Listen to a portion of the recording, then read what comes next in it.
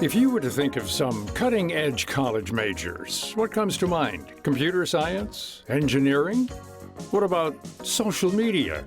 For some, it may be a surprise that a number of universities are offering the opportunity to major or minor in social media.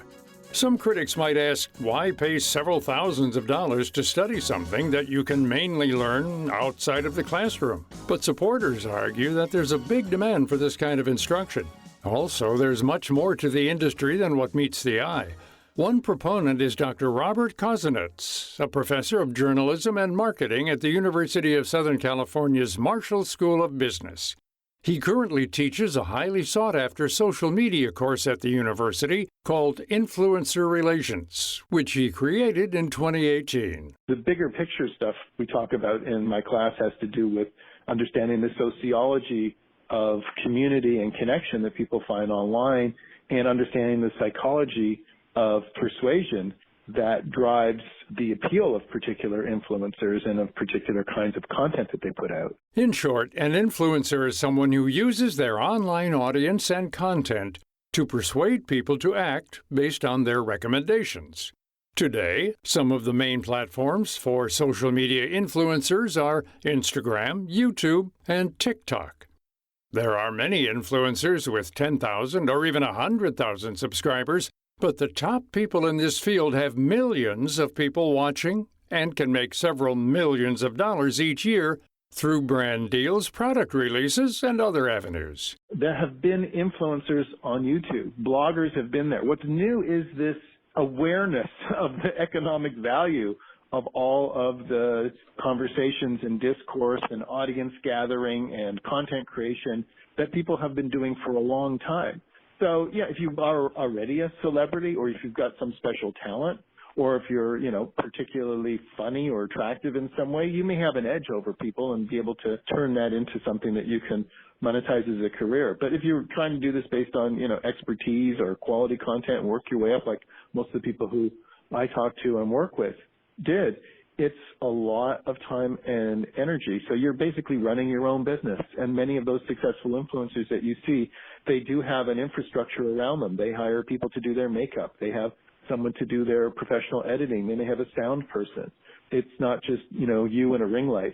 It's a lot more than that. While much of the public thinks of influencers as advertisers who push others to buy material items through their content, Kozinets says there can be other focuses too. I don't define influencers necessarily as selling things.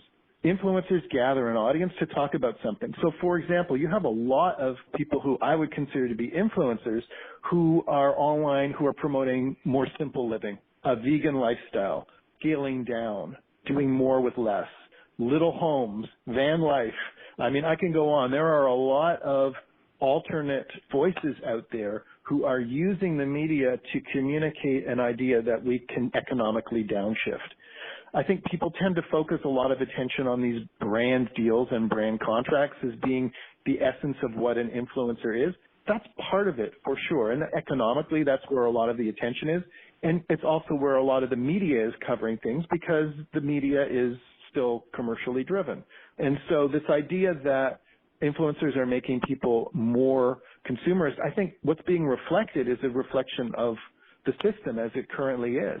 But there are a lot of people who would like to do social change through their social media activities, and they're also important voices that are out there. However, building a positive niche in social media can be difficult. Some young people are so focused on creating entertaining content in order to grow their audience that will use any means to do so. Being influencer is a very popular thing for my social media students, and many of them are trying to become an influencer. That's Dr. Grace Choi, an assistant professor and program coordinator of social media and digital strategy at Columbia College, Chicago.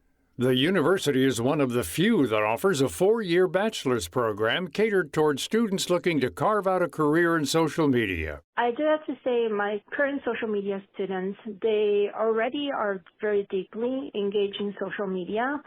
Of course, TikTok is really big for them right now, and they're creatively expressing themselves, creating dancing videos, creating duets, and stitching videos, and they're getting a lot of views for their videos as well.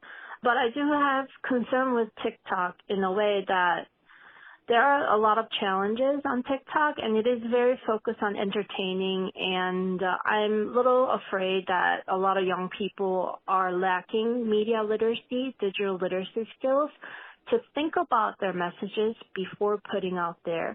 Even when I look at my students, they are really creative. They're really focused on visual content, so they're on the top of the game when it comes to creating creative content. However, when I push them to think about what message are you sending to your followers or your future followers, that becomes kind of gray area for them to step back and really think about what message they are creating. Choi says that as an educator, she wants to provide her students with strategies and skills that will better the social media landscape. My vision for these social media students is to increase their critical thinking skills as well, because I know that they can produce creative visual content. I know they can create TikTok videos and Instagram stories and all those fancy visual content, but what they're lacking is really that critical thinking skills to analyze messages and put them out there. And I believe that's really important when it comes for them to represent a brand when they graduate from this program, to say, hey, we're giving this voice to those people who do not have voice right now, or, hey, we need to do something more than saying that we are with those people who are suffering right now, to help them understand that whatever they are putting out there on social media has an effect and consequences, and it's not just for entertainment and fun anymore. Back at USC, Kozinets emphasizes that his course, Influencer Relations, isn't aimed at teaching students how to become an influencer, but instead how they can interact with these figures in different roles. This can mean working in social media management for a brand, or at a public relations, advertising, or marketing agency. Over the years, some of his students have gone on to build successful careers as full-time influencers, but he really wants young people to think deeper about the broader implications of the field. I take an anthropological and a sociological stance on the way that people relate to both media and to technology. That's not to say that all courses that do influencers do. There are a lot of courses around where it is just how to be an influencer and, how to position a camera and to teach those kind of skills. But at a serious research university, I would hope that we can teach at a higher level than that. By next year, influencer marketing is set to be valued at close to $15 billion, according to Adweek. Kozinets projects that the industry will only continue to boom and says universities quickly need to get with the times in order to stay relevant. I suppose there's a snob appeal to some of academia where anything that's seen as popular culture or popular is not as elitist and appealing as studying dead poets or other ancient relics. But there's room for that. But I think there's also an urgency to understanding the world as it exists right now. And as the economy calls out for expertise, I think we have to be able to answer that in our professional schools, like business schools. I also think that as this becomes more of an important phenomenon affecting society, as it clearly is, we need more research and scholarship and teaching around how it's affecting our culture and society. So when you hear about, young people who want to be influencers, is that a good thing? Or is that not such a good thing? I tend to think it probably has characteristics of both. There's no doubt that social media is a powerful tool. How it's used to influence future generations will make all the difference. To learn more about social media, the role of influencers today, and our guests, Dr. Robert Kozinets and Dr. Grace Choi, visit viewpointsradio.org. For more behind the scenes, search Viewpoints Radio on Twitter and Facebook. This segment was written and produced by Amira Zaveri. I'm Gary Price.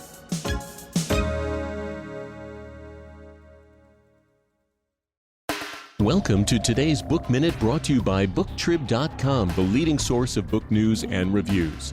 From John Warner IV, author, historian, and son of U.S. Senator John Warner, and Catherine Mellon, daughter of Paul Mellon of the OSS, comes this smart new historical fiction thriller, Lion, Tiger, Bear, about the shocking hidden history of super advanced technology and covert schemes of the German military during the World War II North African campaign. In the sequel to Little Anton, the adventures continue for Lady Beatrice, the defiant pilot and spy, as she hunts down a secret German mining operation, airbase, and Annenerbe dig in Iraq, directly linked to the German Wunderwaffe's atomic bomb and anti-gravity programs.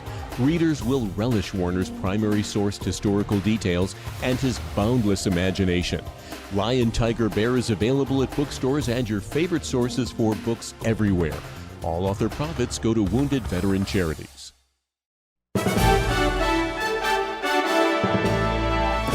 And that's Viewpoints for this week. Viewpoints is a production of MediaTrax Communications. Follow us on Twitter, Facebook, and Instagram to learn more about upcoming shows. And find a library of past programs on Apple Podcasts, Google Play, and Spotify. Plus, you'll always find previous segments and more information about our guests at viewpointsradio.org. Join us again next week for another edition of Viewpoints.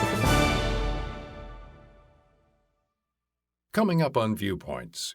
Teaching is really a calling. Nobody ever said, I'm going to be a teacher and make a whole lot of money. The mental toll of teaching. Then, So often, people who need money the most are the ones that do the least desirable jobs, and they're the least desirable jobs because they're the dirtiest and most dangerous work. The toll of being poor in the United States. I'm Marty Peterson. and I'm Gary Price. These stories in depth on your public affairs magazine, Viewpoints.